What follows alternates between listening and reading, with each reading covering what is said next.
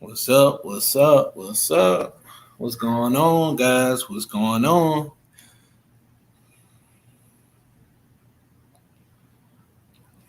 It's Jesseveal. We're gonna get into it today. Wait for some people to get up in here. What's up? What's up? If you come in, go ahead and leave a like and a comment. Topic of today's show. What's up, Smitty? What's up? What's going on, Smitty? We about to get into it today, bro. We about to get into some shit, Smitty. Make sure you leave a like and a comment. We gonna be talking about passport bros versus passport. Hey man, we gonna get into it. Shout out to Don Calypso. Salute my brother. Salute. Go ahead and drop a like in the comment. Go ahead and drop a like on the video. We gonna get into it, man. We gonna get into it today. We gonna be talking about passport bros versus passport hoes. You know what I'm saying? We about to go ahead and get into it. Wait for some more people to get in the live stream. You know, because there's been a lot of talk about passport bros by these women. It's been a lot of talk. It's been a whole lot of talk. It's been a lot of talk. It's been a lot of shit talking. And we gonna set the record straight tonight. What's going on, Pragmatic Prime? Salute to you, brother. Salute to you. Salute to the brothers in the chat. Man, I got a good show for y'all tonight, man. I think y'all are gonna like this one, man. Okay, you already dropped a like? Cool, cool, cool. We just gonna wait till a few more people get up in here. You know, we got Smitty in the building, Don Calypso in the building, we got Pragmatic Prime in the building. Salute to all you brothers. Yes, sir. Passport bros versus passport hoes. That is the topic of tonight's show. And I think y'all gonna find this very interesting, fellas. I think y'all gonna find this very, very interesting. Excalibur, salute, salute, salute, bro. It's a lot of women talking shit. A lot of women, a lot of men talking shit about passport bros. And we gotta separate the wheat from the chaff with this one, man. Because it's been a lot of lies. It's been a lot of bullshit. It's been a lot of lies about these brothers that's traveling. Yeah, salute to you, Pragmatic Prime. So, man, let me go ahead and get into this show, man. And what we going to talk about. We're going to go down a list with this thing, right? You know, let's talk about it, right? So, passport bros, you know, it's a lot of brothers that's out here traveling, going to different countries around the world, and they're finding beautiful, fit, submissive women, right? It's a lot of women. It's a lot of men, black men, that's going out here and traveling and let everybody have a problem with it. You got a lot of women that's talking greasy. You got a lot of men that's talking greasy. You know, they got all these claims talking about brothers that are going out here because they're lonely and they can't get men in the U.S. You got people out here talking about that, you know, black men, they're traveling because they're going to be whoremongers overseas. And you got some of these people over here saying that black men are going overseas because they have no game. And you even have people saying that black men are going overseas because they broke. Now make that make sense. How in the hell are you going to travel consistently if you don't have no money? More ADOS women travel for sex than ADOS men. That's facts, bro. That's facts. That is facts. So let's hold on. Let's get into it, fellas. Let me share my screen real quick. Let me share my screen. Boom. Okay, boom. So let's get into it, man. So, you know, these women are saying you have a lot of these women that saying that, you know, black men are going overseas because they can't get women in the U.S. and they're lonely. So let's knock the claims out, right? Let's start with the claims against black men. They say black men are going overseas because they can't get women in the U.S. and they're lonely, right? So the whole premise that I'm going to be talking about this show, let me start off right like this, right? The premise off on this show is all the claims that people make about passport bros is all projection. All of the claims that they're making about passport bros is all shit that the women are doing, and they're projecting that shit onto us. So first, let's define projection, fellas.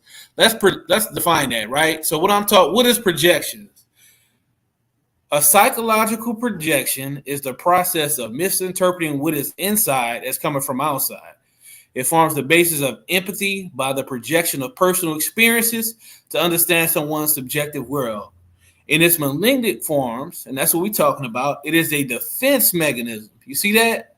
It's a defense mechanism in which the ego defends itself against disowned and highly negative parts of the self by denying their existence in themselves and attributing to others, breeding misunderstanding and causing untold and personal damage. So this is an example right here. A bully may project their own feelings of vulnerability onto the target, or a person who is confused may project feelings of confusion and inadequacy on other people.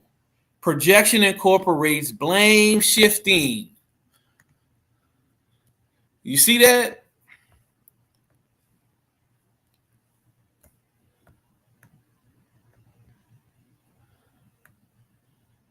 So this is what we're talking about. These women, the shit that they're saying about us, the things that they're saying about us, that is the same things that they're actually doing. But they're projecting that onto us at the end of the day.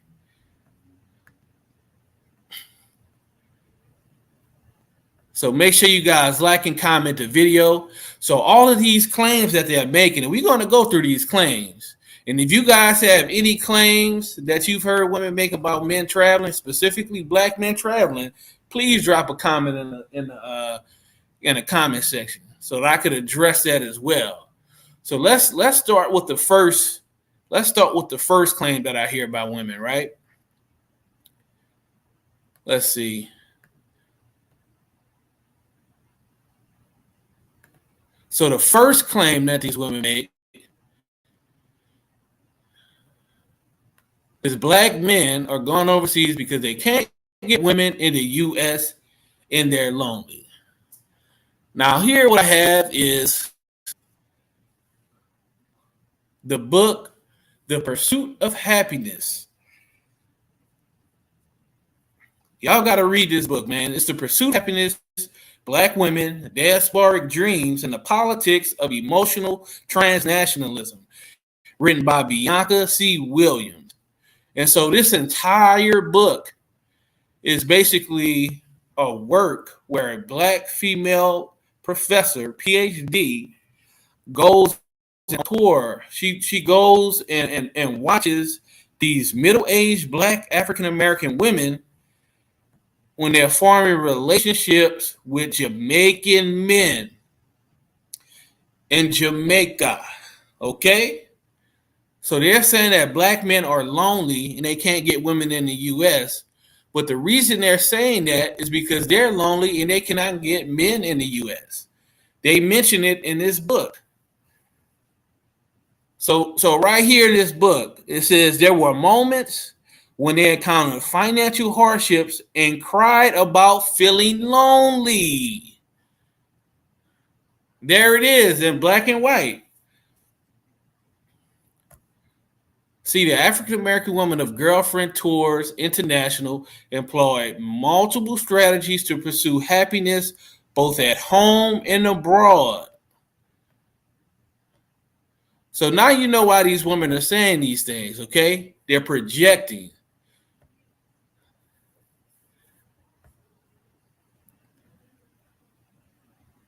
This is why they're saying these things. They're, at the end of the day, they're projecting the issues that they have, and they're trying to put that on African American men. Okay, see what it says right here, right? Again, this is from The Pursuit of Happiness. You can get it on Amazon. It says, in many ways, the girlfriend trips to Jamaica demonstrate dense argument here. They seek individual pleasure and access to sexual autonomy in this foreign space. Yet they often travel as a group so they can experience the joy and happiness that comes with the possibilities of bringing Black women together and potentially joining other diasporic kin. So what is this saying, right? What is this saying? This is saying that these women want to have sexual freedom, and that if they try to behave that way in the US, they're going to be judged. So what they're doing is they're going to other countries like Jamaica, which is talking about specifically in this book, and they're able to have their sexual freedom without being judged by the people in their communities, because they're going to places with girlfriends where they're the only ones that know them. They don't have any family to judge them. They don't have their people in their neighborhoods to judge them. So they're able to have that sexual autonomy and just do them. That's what they're talking about here. So shout out to Red Pill, shout out to Free Agent 97. Salute to you. Salute to you, my brother. We got Red Pill Finance in the building. Salute. Exactly, Excalibur. They're projecting their own inadequacies onto Black men. They're projecting their own behavior onto Black men. Salute to Joe's in the chat. Salute, my brother. Salute. And so that is what these women are doing. It's right there in the book, guys. They're feeling lonely. They're going to Jamaica. This woman, Bianca C. Williams, she's telling you this. This is what the women are saying in this book. So let's go to claim number 2, guys. Let's go to claim number 2. And I got some video evidence for this, right? Claim number 2 is that Black men. Okay, let me write it out. Hold on one second. We're going to go with claim number 2, fellas. Claim number 2. What's claim number 2 that I have on this list here?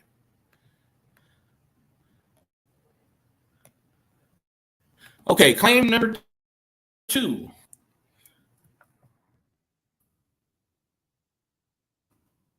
Black men are going overseas to be whoremongers. Okay, that's the second thing that they're going to tell you, that, hey, the only reason Black men are going overseas is so they can have sex with a whole bunch of women. That's what they're going to tell you. So let me go over here to Exhibit B over here, and I'm going to show you guys exactly why they're making these claims. I'm going to show you guys exactly why they're making these claims. Just give me one second to pull up the video. But these women are claiming that Black men, the only reason you're going over to, the only reason Black men are going overseas is to be whoremongers. Hold on, let me pull up the video, fellas. Let me pull up the video. Give me 1 second.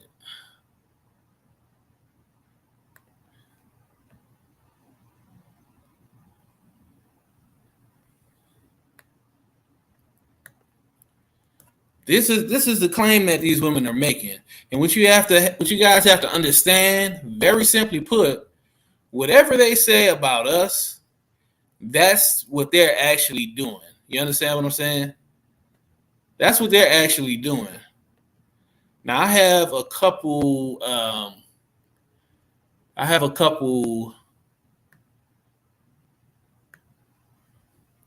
So I have a couple of these TikToks that I'm going to show you guys so you can see exactly why they're saying this about Black men. You're going to see exactly why in a few moments. At the end of the day, just remember when black women say you're a narcissist and all of these type of things, the real reason they're saying it is because they're a goddamn narcissist. You understand what I'm saying? That's what it boils down to. They're projecting their own bullshit onto us, and they're trying to put us in those freaking boxes. You understand?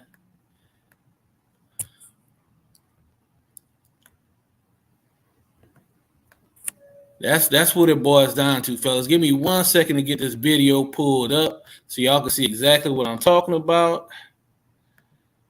Let's see.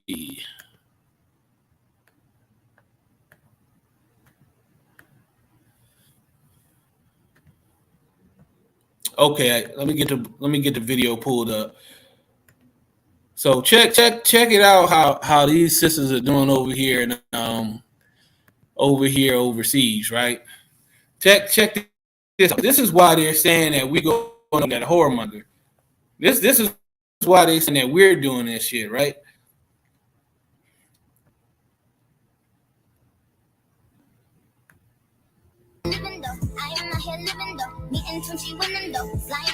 Y'all see this?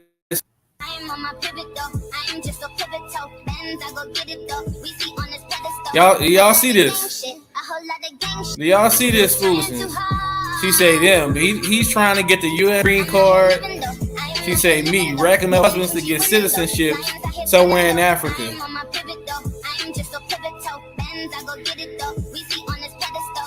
This is why they're projecting that shit on us.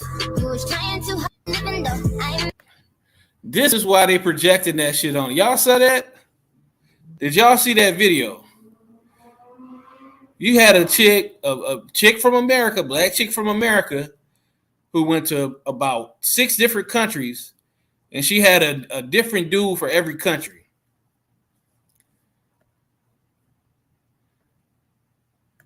This is why they're putting this shit on us.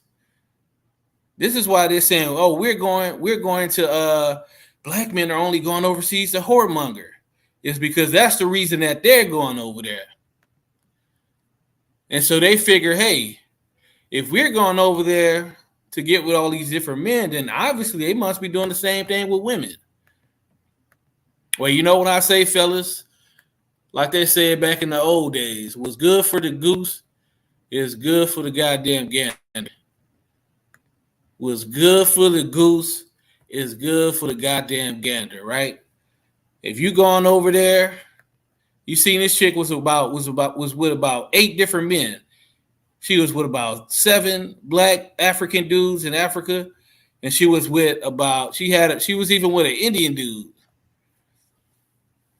Exactly, the narc perspective. Salute. So let me show y'all another video, right? Let me show y'all another video that I have up in there.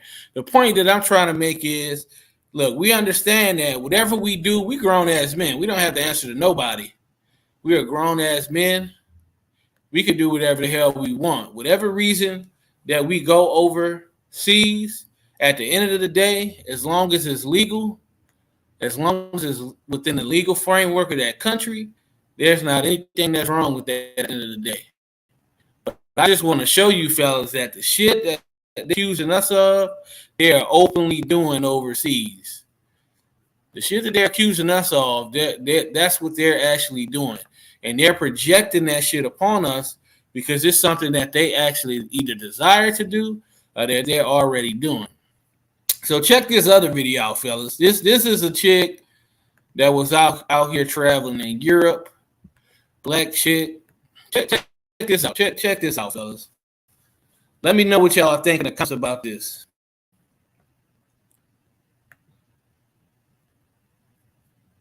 Slut me out.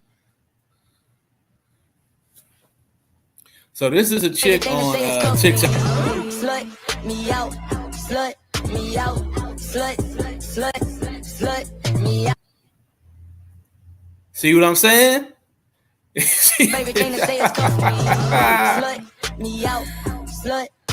see what I'm saying, fellas? So So these chicks out here saying that we as black men, we go over there to homemonger, and she over here in Europe having sex with all these different European dudes. Listen, I ain't got no problem. If you like it, I love it. What up, AB Media? Salute, man. Salute. If you like it, I love it. I'm not here to dick police nobody. I'm not here to vagina police somebody. All I'm doing is showing you that these women, whatever shit they say about black men, they're projecting that shit on us because it's something that they want to do themselves, have already done themselves, or they plan to do themselves. So when these women sit here and say, black men are going overseas to whoremonger, it's because that's something that they already are doing, and they're projecting that shit upon us. Listen, if you're a black man and you want to go and whoremonger, have at it, brother. I'm not mad at you. Let me see. Here's another clip. I don't know what it said. This one you don't care no more. Oh, okay.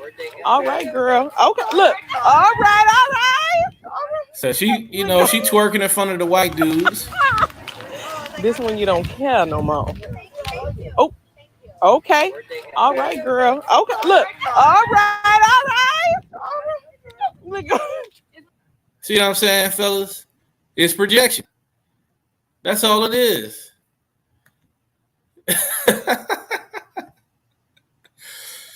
Say women don't mind you going overseas as long as you're going for the reason they deem acceptable. Exactly. And what they don't understand is that we grown ass men. We don't need your permission to go overseas and do what the hell we want to do. We don't need your moral acceptance to go overseas and do what the hell we want to do. You understand? We're grown ass men. As long as we within the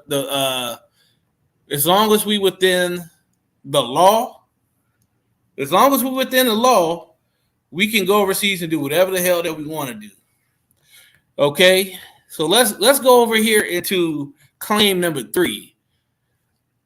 Let's go to claim number 3. What's the third claim that these women say? They say, black men are going overseas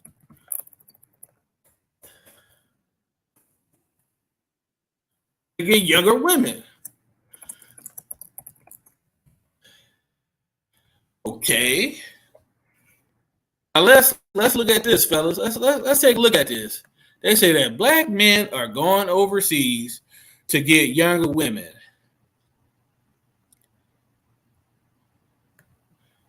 Let's go ahead and pull this up.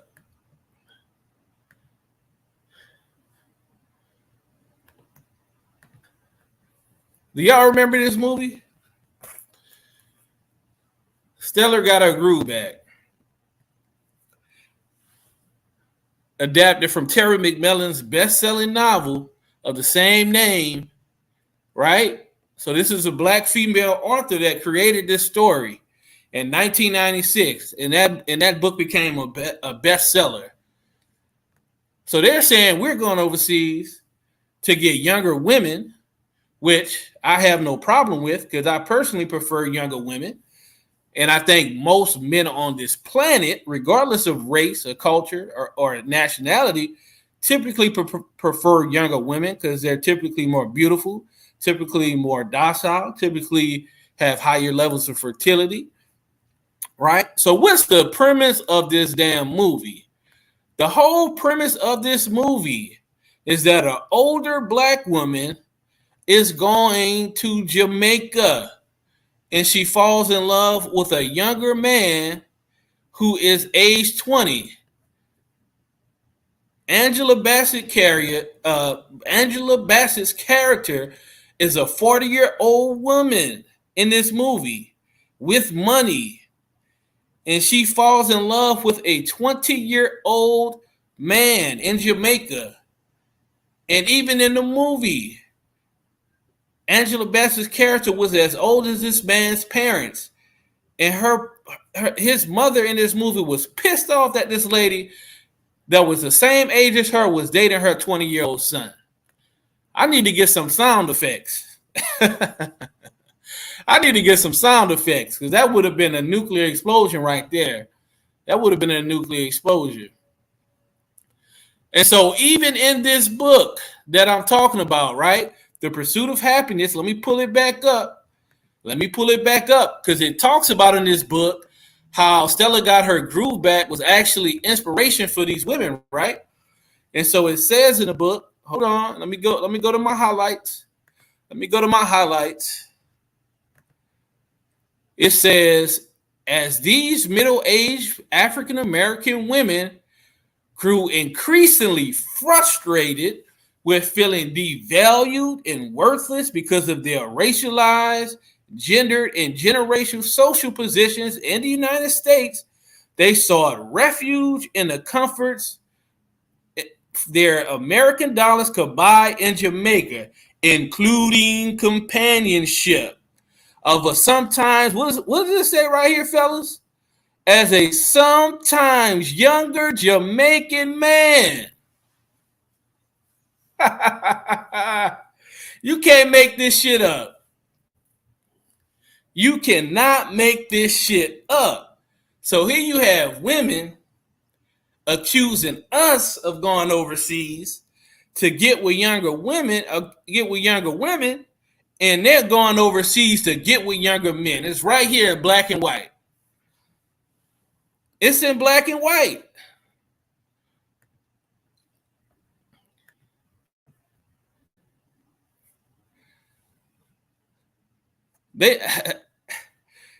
I mean, you can't make this shit up. How are you going to project? This is what these women are doing.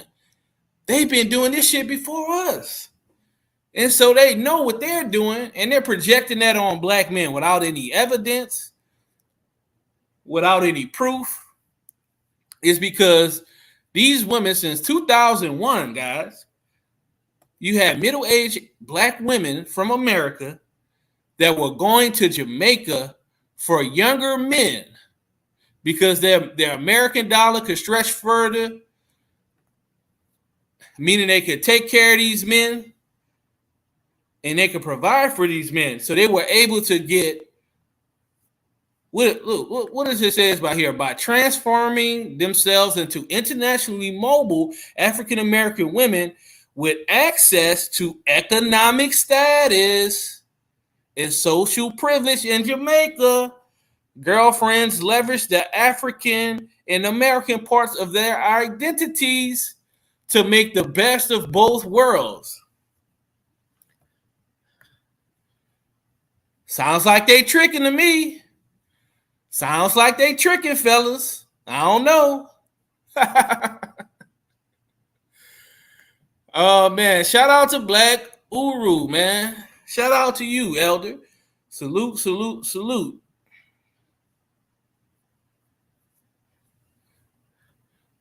This confirms. Oh, let me go back to this for the people that's in the chat. So black American women, they saying that black men, y'all are only going overseas because y'all want younger women. That is the one of the claims that they hurled against us. And here you have, right here in black and white, The Pursuit of Happiness by Bianca C. Williams. She went on multiple trips with these middle-aged African American women to Jamaica. And she said in her findings, as these middle-aged African American women grew increasingly frustrated with their feeling devalued and worthless because of their racialized, gendered, and generational social positions in the United States, that means that the men that they want in the United States didn't want them, and so they felt marginalized. They felt not valued because they were 5s or 4s or 3s, and they wanted 6, 7, 8s, and 9s. So they sought refuge in the comforts of their American dollars could buy in Jamaica. So yes, they used the currency exchange between the U.S. To Jamaica, including the companionship of sometimes younger Jamaican men. So basically, let me translate that for y'all. These middle-aged African American women were pissed off because physically they were 3s, 4s, 5s. And they wanted men in America that was 6, 7, 8s, 9s, and 10s. And so they said, hell with that. We can't get the men we want. So we're going to take our American dollars and go to Jamaica and get some younger men. And so they use their economic, it said it right here in black and white, fellas, transforming themselves into international mobile African American women with access to sometimes symbolic economic status and privilege in Jamaica. The girlfriends leverage the African and American parts of their identity. Man. That's what I'm talking about, that projection. That's that projection, fellas. Yeah, I'm gonna drop a link if y'all brothers want to get on. If anybody wants to get on, I'm gonna drop a link so we could talk about it. So let's go further here, right? Let's go back to Stella got her groove back for a second, because Stella got her groove back, right? Stella got her groove back. That is what inspired the group that's talked about in this book right here. And so these black women, they saw the movie Stella Got Her Groove Back, basically, and they created a club, and they started going to Jamaica themselves so they could get younger men. You know, this came out in 1998. And so right here, you see it had a budget of $20 million, and it did $39.2 million. Anybody know, man, all my black American brothers know, all my black Americans brothers know, most of the black women in our family love this goddamn movie. Stella Got Her Groove Back. It did $39.2 million at the box office. Y'all know this was like a black classic back in the day. Most of the black women in the family, you know, they was going hard on this damn movie. I'll keep real. All of the women in my family love this damn movie. So you know, these are the type of fantasies and the things that women in our community love. And listen, I'm not saying that there's anything wrong with that. All I'm saying is these women, number one, these women are projecting what they already do on us. That's number one. They're doing the shit and they've been doing it longer than us. And so now they assume because they do it that we do it. And that's number one. Number two, what's good for the goose is good for the goddamn gander. If you're a black woman that's doing this shit, don't shame us for doing the same damn thing. Yo, peace. I'm listening. Peace. So I'm gonna let you up in a minute, AB. Don't shame black men for doing the same shit that you out here doing. I have proved to y'all with several sources that all of the shit that black women claim about us,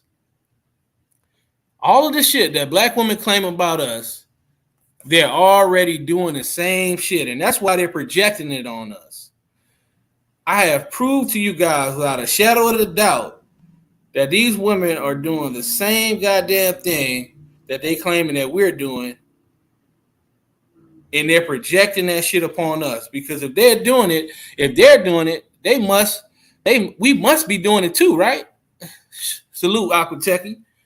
So let's go back to this book over here for a second, right? Let's go back to this book, you know, The Pursuit of Happiness. Let's go back to The Pursuit of Happiness. Look, y'all got to get this book, you know, get it on Kindle. What's going on, no one? Salute. Because there's some good information up in here, man. It's some good information.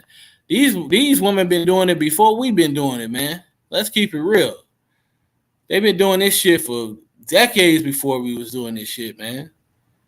Let's see. So we gonna go back to this Pursuit of Happiness. So boom, this is some of the highlights. I didn't read the whole book. So she even goes and talk about now. Look at the difference between this. That's why I say Stella in the informal industry of romance tourism in Jamaica. See, she talked about it right here, the book and the film, how Stella got her groove back, because she talks about how the women in this group, they bring up this movie in this book because it inspired them to create this group. You see what I'm saying? And notice the difference when it comes to black men. When black women do it, it's romance tourism. But when we do it, it's sex tourism. Y'all see the type of word games that they play here? Y'all see the type of word games that these women play. When black men go and travel and have relations with other women, they call it sex tourism. But when black women do the shit, now it becomes romance tourism. Y'all see the type of shit they do? But I'm gonna keep going. So it says the informal industry of sex, romance, and intimacy for sale or gift exchange has become ever more popular. In other Caribbean and Latin American countries such as Brazil, the Bahamas, and the Dominican Republic, it is common for residents and visitors to openly engage in transnational sexual exchanges. In these locations, men of a variety of races from the United States and Europe are usually the consumer of sex tourism, while women are the workers. In Jamaica, however, narratives of intimacy, seduction, and desire are central to the informal economy of romantic relationships where sex may or may not take place. Women from the United States, Canada, and Europe are commonly seen as the consumers here, with Jamaican men providing much of the sexual and emotional labor.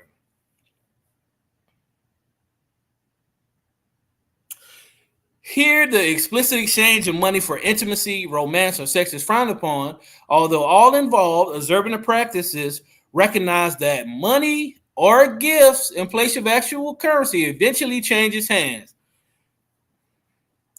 While white, European, Canadian, and American women have been participating in this industry in Jamaica for generations, the narrative of Stella is frequently cited as the cause for Black American women, particularly African American women, to make the exodus to Jamaica in search of romance, love, and happiness. And it says here, since Stella's film released in 1998, droves of Black American women have found their way to Jamaica to get their groove on and back. Man, they make that shit sound good, don't it? They make it shit sound good. And see, what do they always say? Oh, well, Black American men, they don't go overseas to marry women. They just go overseas to have fun. Meanwhile, they're over in Jamaica getting their black bone up. And it even says right here, while no one ultimately confessed that finding their Jamaican soulmate was the impetus for their trip, neither could any deny the profound influence Terry McMillan's love story had on their imagining of Jamaica. See what I'm saying? You see? This that bullshit. This that bullshit. Oh, man. Let me get AB up in here, man. Hey, what's going on, Jesse? What's up, AB? Let me just get some shout-outs right quick. Shout out to Aqua Techie. Rules for thee and not for me. Exactly, my brother. Mm-hmm. Let's see. We got NRC perspective. They believe we only belong to them, likely the objects to be discarded and traded like Yu-Gi-Oh cards. Exactly. Shout out to Lavarius M. Salute. So what you think about this case that I'm laying out here, man? I've taken 3 claims that we hear often, and I've shown brothers all the claims that they made about us. They over here doing the exact shit, and they're projecting it upon us. What? Speak on it, man.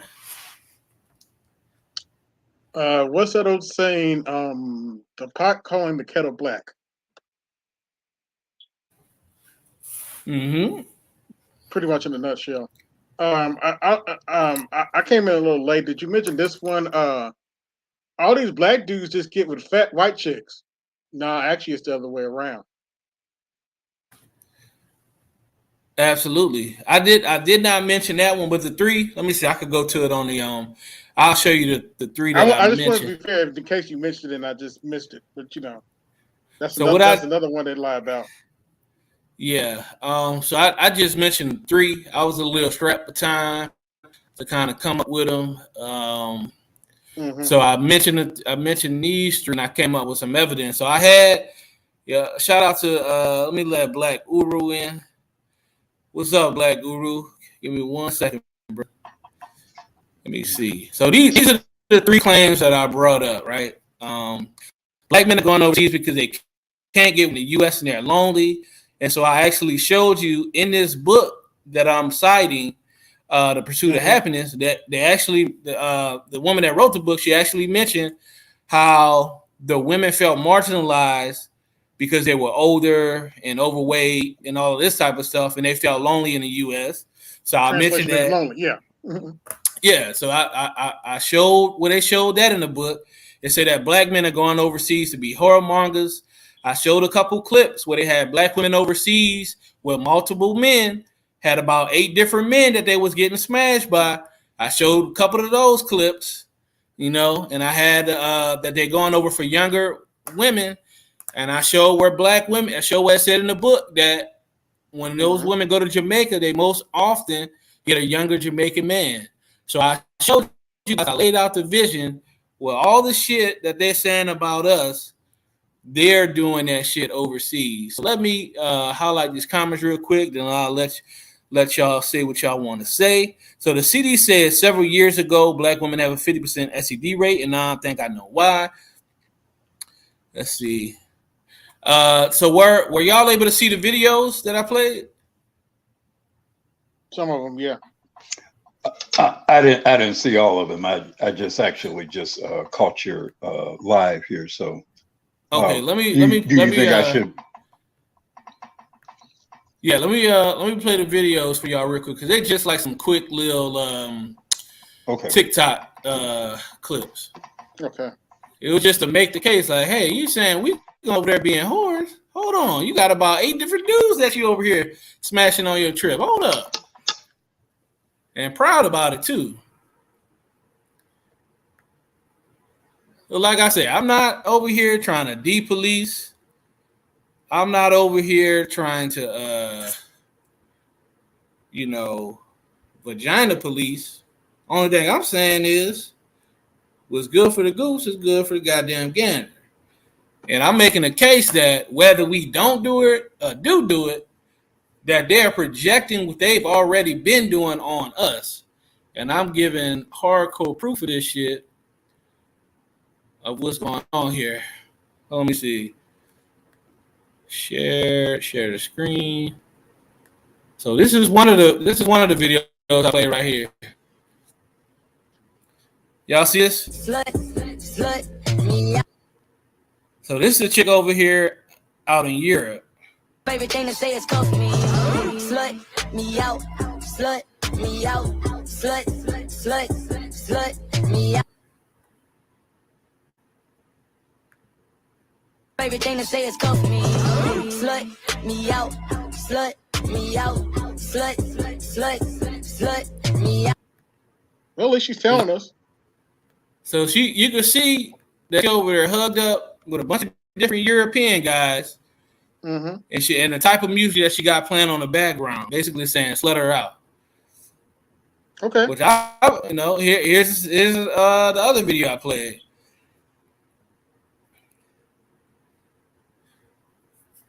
I'm not here living though, meeting from she winning though, flying I hit twinning though. I'm on my pivot though, I'm just so pivotal. Benz I go get it though, we see on this pedestal. A lot of gang shit, a whole lot of gang shit. You was trying too hard. I'm not here living. She said she racking up husbands, y'all. Meeting from she winning though, flying I hit twinning though. I'm on my pivot though, I'm just so pivotal. Benz I go get it though, we see on this pedestal. Okay. So what y'all think about those TikTok clips? Next. Go ahead, Dr. Wu. Well, I don't think anything of them because I pretty much know when women are traveling unescorted by men that they're going to get some foreign dick. I mean, I pretty much accept that that's part of the reason why they're going. That's part of the experience for them in most cases. That's part of the lure, going somewhere, doing some wild shit that they can pretend didn't happen when they come back home, or get to giggle about amongst each other when they get back home. I mean, that's part of the reason why they travel. Part of the reason why they travel is to do some shit that they can snicker about later. when they get back. So, I mean, I don't really, I appreciate that they're being honest about it, I guess, in those TikTok videos. But I mean, I've always assumed that when women travel unescorted by men, they're gonna likely fuck some guys where they're at. I just assume that. Yeah, maybe it's because I'm getting old, Black Roo. I'm indifferent now. I'm like, okay, thanks for telling me. I won't deal with you. Bye. I'm and as far as women, I'm not surprised or anything. I'm not angry. I'm just like, okay, whatever. Thanks for telling me. As far as women, I think to some degree, this is where I fault black men. Okay. If I'm traveling and I'm unmarried and I'm traveling, and if I want to pay for some Thai pussy or Colombian pussy, that's what I'm going to do. Yeah. And I'll be damned if anybody else has anything to say about it. And let me tell you this. If you're in my presence, why are you questioning that? I might have to get with your ass. Yeah. Yeah, those are fighting words. This whole Negro, maybe this is a generational thing. I don't know. But this whole cock blocking thing that y'all allow, yeah, that's some pussy type stuff y'all do. I wish a nigga would tell me what I'm supposed to be doing with my dick. If it's legal, yeah, and I'm not hurting anybody or I'm not coercing anybody, I wish a nigga would. I wish he would. I would tell that nigga, well, I'm over here, bro. I'm getting ready to go to Colombia and buy some pussy if it's legal. Now, are you gonna stop me? I'm gonna be at O'Hare Airport. I'm taking X number of flight or whatever to Venezuela. You gonna stop me, nigga? If you ain't gonna stop me, shut the fuck up, pussy. Because in my view, you talking about what I'm doing with my dick is some rainbow type shit. Where I claim up. That's some rainbow type shit. So I just think, like, y'all let these guys and these women, well, forget about the women, because they don't mean shit. It's not like the women can stop anything you do anyway. You give too much credit and credence to whatever they have to say. Fuck what they say. But these niggas, bruh, well, you got one time to say to me in my presence what I'm supposed to be doing with my dick. And then at that point, shit start getting really real. Well, here's the thing. My father never directly said that to me, but the way he raised me it was implied you don't talk to another man about what he does with his dick. You don't. It's not your business. It's not your right. It's not your province. How dare you? How dare you? So I'm really, honestly, I'm confused by a lot of this anti-passport shit. Because my response is, whatever I go and do in Thailand or Colombia, Venezuela, fucking Ecuador or whatever, and I'm not breaking any laws, I'm not coercing anybody, fuck you and your opinion about it. Yep. I'm really confused by a lot of this angst about this whole passport thing and traveling thing. I'm a little confused too, Black Roo, because this is not new. I knew a Vietnam vet that went over and got a Thailand wife. I knew them both, and I loved them dearly. They've passed since then, but this stuff is not new. I don't know why people act like black men going overseas to get a wife is new. Salute to everybody Adrian else in the get chat. to travel. Hold on. Salute to Adrian Thomas in the chat. Salute to Lion917 in the chat. Make sure y'all like the video, support the channel. Definitely support the channel. Let me see. Go ahead, Black Guru. Go ahead.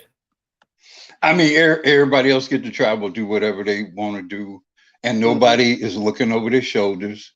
Nobody is questioning the legality of anything they do, and you know, a lot of times these people are traveling and doing some illegal shit, including black women. Frankly, nobody's looking over their shoulders. Nobody's questioning these whole expeditions that they take in Europe or the Caribbean or whatever. Nobody questions that. Nope. And you gonna allude to me being some kind of sexual predator or whatever when I travel? Bitch, fuck you. Yeah. Fuck you. Like, get a vibrator. Go fuck yourself. Don't. Why you bother me for? It's my business.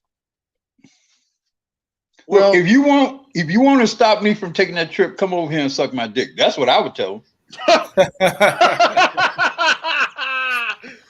Hilarious. Oh my God. If you want to have a shot to slow down me taking that trip, that's the way you do it. Well, look, I don't know if y'all saw Mr. Z's video this morning, but they have officially lost their mind. It's not just black men anymore. They're trying to shame Zaddy from tricking. I wish I was lying. I saw it. I saw that. I was like, oh shit, y'all braving enough. Zaddy ain't gonna fuck around. Zaddy ain't gonna fuck around with him on that shit. So I may have to do a show on Zaddy and get away with it. I may have to do a show on that because I did see that viral post where they got the white guy that's on TikTok and he had a date in every state basically. Yeah, and so all the black women were complaining. Is that what Mr. Z covered this morning?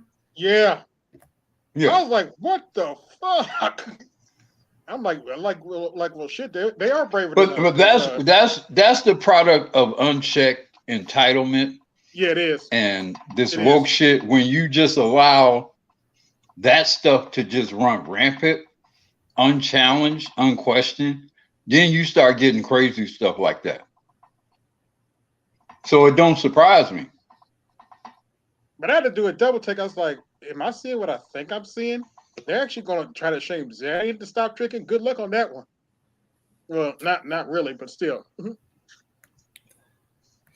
Yeah, they were trying to. I was like, oh shit, they're trying to pollute. They're trying to depolice that Zaddy too.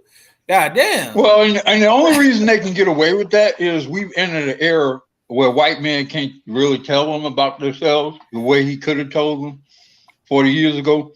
Because 40 years ago, he might have said, I don't know no nigga, bitch. 40 years ago, he would have said something like that. Right. I mean, really, though. You know, that's what happened when you let this politically correct, when you, in this whole intersectionality thing, you enable black women to the degree in which they've become sort of this sort of fallacious moral authority over everything. That's when you start getting stuff like that. Well, because like I say, in prior generations, it would have been like, you know, Zaddy, if you will, would have said something to him that they, you know, wouldn't have liked to hear. Well, look at that heifer that went before Congress talking about a male can have a baby too to that white senator. I was like, really? Yeah, and notice how scared the white senator was. That's how crazy things are now. So we're in the Me Too era. So because like, because of this whole cancellation thing and politically correctness thing, you got people who are otherwise sane who are afraid to be upfront and earnest about what they're doing and why they're doing it.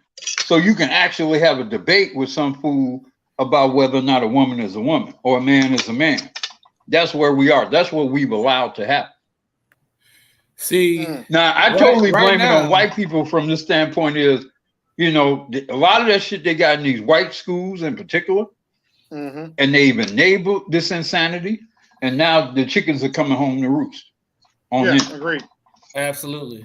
Right now, we're kind of like at the beginning of A New Hope, Star Wars: A New Hope. You know, where everything was all fucked up. You know, but when KS went mainstream, you know, that was like, you know, that was a whole new thing. You know what I'm saying? Like that was really what he did going mainstream. And I always say, look, I'm not saying like he was the end all be all or he was man of spirit Jesus or nothing, but because he was able to reach so many people, he had so many followers. It's like the black manosphere, you know, the messages that we collectively formulated in the Coliseum basically was able to get spread to a large group of men and women. So much to the point where you got dudes in the white manosphere using our terms now. I'm hearing guys like Rollo Tomasi use the term democracy. And the first person I've heard that use that term was BGS Ibmore. Right. Yeah. Well, going back to BGS is the author of a lot of the terminology in this environment. You know, he don't give full credit for that, frankly. Going back to Black Uzi's point about you don't step to no man but what he does with his dick. For the life of me, I never understood why they're so worried about Sierra and what's his name? I can't think of the dude's name right now. Russell Wilson. Russell Wilson. I think a lot of brothers look at think like who Sierra basically kind of. I don't disagree, because and I think, you know, Sierra is such an extreme case of things that it doesn't really make sense to project much into what's going on there. I don't really have much use for Sierra. And I do, in my view, I do think her involvement with Future does say something about her that isn't necessarily wholesome or decent. Yeah. But I'm not obsessed by that. And I don't look at Russell Wilson as the sort of exemplar of black men. No, of course not. You know, I think, you know, I kind of think of them as just those individual people on their own agenda. You know, I mean, maybe Russell is into some interesting type stuff. What I always say about the Russell and Sierra situation, and this is my personal opinion, at the end of the day, the only reason that Russell got with her because he was one of those chicks that she was the it chick while he was in high school / college. So if you look at it, you know, all guys, I would say most of us guys have fantasies about certain women, right? Yeah. When we, you know, that maybe we couldn't get at a certain point, right? Right. For Russell Wilson, it was Sierra. For Nick Cannon, it was Mariah Carey. For 50 Cent, it was Vivica A. Fox. So once he got rich and he was able to get her, boom, he got her. For Drake, go ahead. for Drake, yeah. Well, you know, that's normally gonna happen because in a lot of those instances, the woman is gonna be either a little bit or much older than the man. So it's like, hey, I'm gonna get my fantasy off for a few years, and then I'm gonna go get my young chicks. You know what I'm saying? To settle down with. You know the game. Yeah, because the fantasy never equates. The reality never equates to the fantasy anyway. Yeah, exactly. Oh yeah, definitely. But hey, you know, I think Marilyn Monroe said it best that, you know, all these men wanted to marry Marilyn Monroe, and they ended up with Nora Jean. I forget her last name, her real last name. I mean, so it's a similar kind of thing. She married Joe DiMaggio. She married all these famous men, and after a year or so, as wonderful or beautiful or whatever as she was perceived to be, all of her marriages didn't last but a year or so because all these men were marrying a fantasy figure. They were marrying a poster. They weren't marrying the woman. Exactly. And that's why my personal belief is I treat women like Marilyn Monroe that's just, you know, beautiful, sexy as hell, but may not make it necessarily good. I look at it like this. You know, I give me a nice 8, 9, or 10. I'm gonna treat that shit like a Lamborghini. I don't care how rich I am. I'm probably gonna never buy a Lamborghini because that shit is expensive as hell. It's like, you know, $200,000 plus for that vehicle. But I'll show as hell rent one. I'll rent one for a weekend. I'll rent one for a weekend, but I'm not buying that shit forever. Hell no. And that's the way I look at women like Marilyn Monroe. Look, I'll ride it for a little while. I'll have my fun. Well, and that's what the men who DiMaggio and those guys who married, they rented her for a year or so, and then they got rid of her. Exactly. Now, when it comes to women, typically the best wives, in my opinion, I would say sometimes in the 5 to 7 range. Usually once you get to the 8, 9, and 10, the more you go up that looks. Yeah. Yeah. They for everybody. The sweet spot really is about a 7. Yeah, exactly. That's really the sweet spot. Exactly. Once you go over somebody 7, then you're dealing with Once you go over 7, because there's this test that I be giving these chicks that I deal with, right? This is what's the name of this test? I think it's the Hexaco test, but it's basically like a personality test, right? And so when you take this test, and I learned this from one of my mentors, give it to people that's going to work with you, because I have my women working my companies. But anyway, one of the things that they asked for in this particular test, let me see. One of the things that they asked for a bunch of stuff, but one of the things they asked for is the vanity score. So they will score a person's level of vanity. And I'm noticing with all the chicks that I mess with, it's like a 7 or better. Them motherfuckers normally score anywhere between 90 and above out of 100 on that damn vanity score. Yeah. But when the women are like, maybe a 6 or below, they normally score lower than that. Mm-hmm. Well, what we don't really know, from the perspective of a man, we don't really know the impact of being some person who has been fawned over for their whole life. Like usually pretty people start out pretty early in life. Yeah, they have. And so you've been fawned over. You've been told how beautiful you are. People buy you things just to see how it looks on you, because you don't, from a man, since we don't typically, even a handsome man typically isn't treated that way his whole life, right?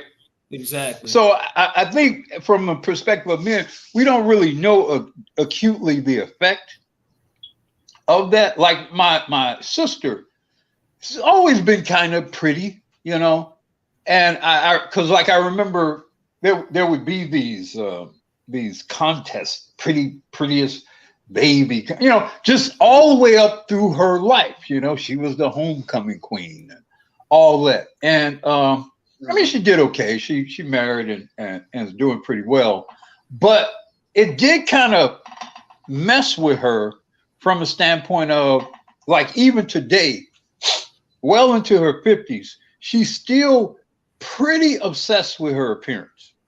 Very obsessed with her appearance. Blindingly obsessed with her appearance. And I know it all starts from, like I say, baby, prettiest baby contest. I remember that shit back in the 60s, crazy shit like that. All the way through. This contest, this beauty contest, this modeling thing. And it has a corruptive effect on women, I think. So when you, as you were describing, you get to a point where you're given a vanity test and you're a 7 or 8 or whatever, yeah, you're going to be out of your damn mind in terms of vanity. Because people have been boosting up your sense of value associated with your appearance your whole life. Can you imagine what it would have been like if Dominic Ramsey grew up? Yeah. I mean, considering all of the craziness that was going on there, Just an example. Shout out to Spain, man. He said, "Do some donuts, burnouts, and take it back to the lot." Exactly. That's exactly what I'm gonna do. I'm gonna have my fun. I'm gonna stunt with the women like I was stunt with the Lamborghini. Like, yeah, look at my Lamborghini. Be proud of myself for a couple months to a year. And after that, I'm gonna bring that shit back to the bring it back to the car lot, and I'm gonna go with my dependable Toyota. That's gonna be dependable for 20 plus years, right? And I'm gonna wipe up that Toyota exactly, because that's gonna be dependable. That's gonna have everything that I need for a fraction of the cost. I don't have to have the emotional turmoil of dealing with a woman with an ego that size, a woman with that level of vanity.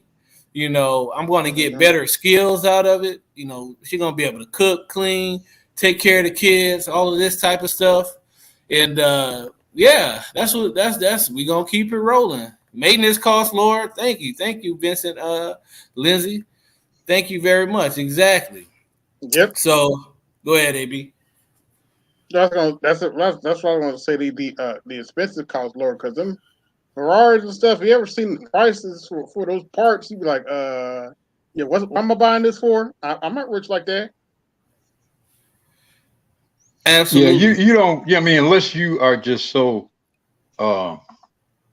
unless you're just so wealthy that no spare, no expense or whatever. And look, there are some people who are that wealthy that spending $1 million on a car and then a couple $100,000 a year on a car just is not going to impact them at all in any significant way. So I don't necessarily have any problem with someone. No, so if somebody can afford to do it, let them do it. Ferrari or Lamborghini, Bugatti or whatever. If you have a certain level of money, it's not gonna be like something that's necessarily going to pay for itself from a financial standpoint.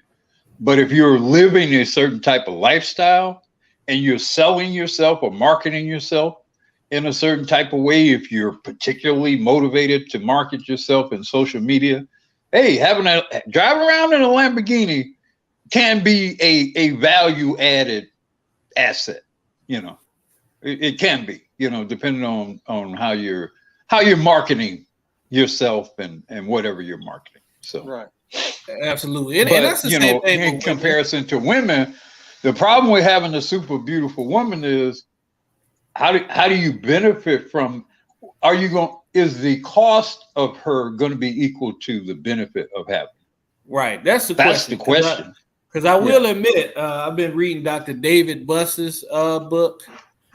Let me see. What's the title of that? Dr. David Buss. And he talks about in that book how having a beautiful woman, it can greatly increase your status amongst other men. It can. I think it's the evolution of desire. Who are those men? And then what is the effect of that? Mm-hmm. Because if having some dime around a bunch of brothers in the hood and brothers slapping you on the back in the hood, okay, yes, well and good, you getting validation from the homies, but is that a real net positive? Especially again, considering what's going to be the cost of keeping that woman. But if having, not only, in my view, is not just whether or not the woman is beautiful, that's important. Is she beautiful? Is she graceful and gracious? Is she refined? And does she have very good social skills? Is she the type of woman?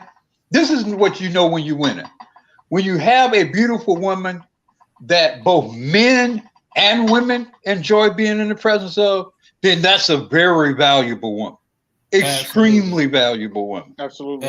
And it's going to be, and most beautiful women are not going to be able to be good at both.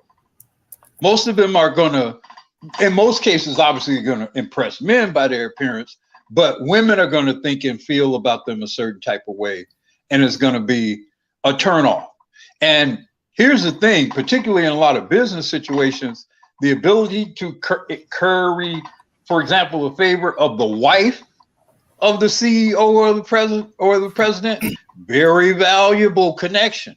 Absolutely. So if you got a beautiful woman who is also strong socially and can establish a rapport with and be invited to certain social events with, like I say, the president, the wife of the president, the CEO, very valuable woman, extremely valuable woman. Absolutely. So what? I just with this stream, I wanted to make a case of the shit that they were claiming about us. They were projecting onto us. Yeah, they're projecting. What else is there? Look, you mentioned waiting to excel. Nobody ever talks about the fact that was sort of a semi-autobiographical account by the author Terry McMillan, and the male subject in that story, in reality, ended up being a gay man. Nobody ever talks about that. Terry McMillan's the man, the relationship that inspired that story, in reality, ended up being a gay man. Ooh. It was featured on Oprah in the late 90s or early 2000s and everything. Absolutely. And the guy appeared on Oprah, and he clearly was a gay man. And so Oprah's interviewing Terry, and Oprah herself is like, Terry's a girl, so she's trying to be nice about it. But Oprah's like looking at Terry like, you don't know this dude was gay? But nobody ever talks about that. Yeah, nobody ever talks about the Tate Diggs character was actually swapping swords with other dudes. Yeah, I also mentioned, because they mentioned this in the book as well, how the women were inspired by that movie to actually create this group, which in the book, the group is called Girls International. So, it was an all women's travel group. They go from the U.S. to Jamaica and party, drink, have sex with younger Jamaican men and stuff like that. And, it just goes to show how powerful media is. That goes to show you that a fictional movie, can inspire women to make that leap. And I wanted to present the case that they were projecting this shit on us because they were doing it. And I wanted to bring evidence to that. I'm not saying whether black men do or don't do that. As long as you're doing almost everything that black women strongly accuse black men of doing is almost always some stuff that they're doing several times greater than black men. Exactly. Almost every time. Especially the narcissism and ego thing, man. I mean, right now, especially my generation and younger, like the egotism with our women, man. Oh my God. It's like I seen one chick, she had a birthday cake that said, "I'm the shit." On the damn birthday cake. Yeah. I'm like, damn, I had never seen the older women in my family having no shit like that. Like it's crazy, man. It's crazy levels of vanity and egotism in our community, man. It's ridiculous. But like I say, all the shit that it took me some years to realize this now, that all the shit they could accusing of us is shit that they're actually doing. Violent black men. That we have the highest level of intimate partner homicide, cheating, infidelity. That's a huge one. All the accusation of infidelity, all of it is projection. All of it is, let me distract you from what I'm doing by accusing you of doing the same shit. Exactly. Hey, Jesse, when I went on my prom date, we got to the midday. This chick, this is a 4 now, mind you. Well, told me that, there's a whole bunch of other guys I'm on a date before I really started dating you. What's that term we like to use? Ghosting. She didn't see me for another 12 years after that date. Oh man, that's how it is. I was like, I'm out. That is how it is. It's women I ghosted in the 80s still trying to hit me up on what you get? Oh no! I keep getting these friend requests. I'm deleting the friend request. Then I get another. Hey, big head. Yep. So I'm gonna go ahead and let y'all get close. You never totally get rid of them, especially in the world of social media. You never totally get rid of them. I'm gonna let y'all go ahead and give closer thoughts, starting with AB, then Black Guru. Then I'll go ahead and close it out. Yeah, black men, stop letting these heifers shame you, and tell these simps to shut the fuck up when they try to shame you. That's all I got. I'm out. All right. Thank you for coming up, brother. Yeah, I mean, I'm going to kind of reinforce that point, and in particular, the men. Like I say, I don't expect much of women, but the men shaming other men about what they do, with their sex lives and how they travel, where they go. I mean, just shame on you all for doing it. That's an abominable. So you sound kind of muffled. Yeah. I'm sorry. Yeah, shame on men who are overly involved and concerned about what men do when they travel and that sort of thing. I think in particular, we should go real hard against these cock blocking dudes out here. The women, I expect the women to do what they do, and it's all, basically pussy politics. That's what they're engaged in.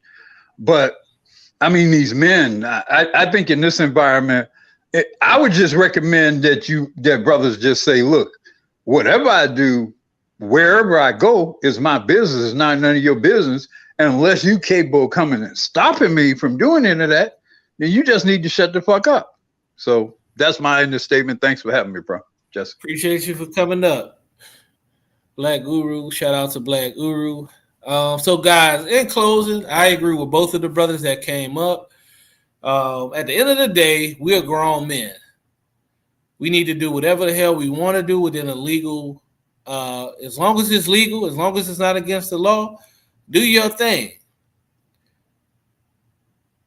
Understand that all of the negative stuff that these women, the negative claims and accusations that these women are hurling against us to make us look bad, to assassinate our character, it's all projection. It's all things that they're doing already. It's all things that they desire to do, and they're projecting that shit upon us. And when they do it, it's okay. At the end of the day, we're grown men. We're going to do whatever the hell that we want to do. Let's challenge these women and men that are trying to depolice and tell us what women we can date, what countries we can go to. Let's challenge these people and continue to do whatever the hell we want to do. Don't let these people shame you into traveling to Africa. Don't let these people shame you into not traveling to Brazil. Don't let these people shame you into not traveling to Africa or Asia or Europe. We're grown men. We do whatever the hell we want to do. See, when they go to Europe and they have fun with all these white guys, people cheer it on. Or if they twerking in front of white dudes, people cheer it on. And they make jokes about it, but we do the shit as a problem. So we have to ignore that bullshit, and we have to call them out on this shit. Like, hey, you over here talking shit about black men. Well, weren't you over here just applauding that the African American chick got married to a white guy from UK? Weren't you just over here applauding that this black woman was twerking in front of a crowd of white guys? What's good for the goose is good for the goddamn gander. If you can do it, so can we. I'm going to close the show out on that, guys. Make sure you hit the like, drop a comment. Let me know what you thought about this live stream. Subscribe if you're not already subscribed. Hit the subscribe button. And this is Jesseveal, and I'm out. Peace.